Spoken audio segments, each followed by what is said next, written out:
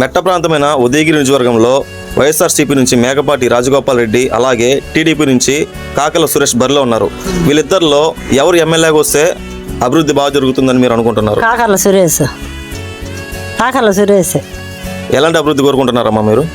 వ్యవసాయము, వ్యాపారము అనుకూలంగా చేస్తే చాలు, ఊర్లో అందరూ బాగుండాల. ఇంకేముంది? ఇంతకుముందు ట్రస్ట్ పెట్టి ఎన్నో సేవా కార్యక్రమాలు, ఆర్థిక సహాయాలు అన్నీ చేస్తున్నారు. వాటి మీద మీ అభిప్రాయం ఏంటి? చేసిన వాళ్ళే చాలా డబ్బులు పెట్టిండు, పాపం ఖర్చు అయింది, అందరం పోయిల్లా.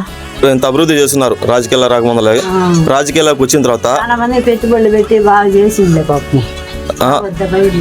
రాజకీయాల్లోకి వచ్చిన తర్వాత అదే అభివృద్ధి చేస్తారని చెప్పేసి మీరు నమ్ముతున్నారా?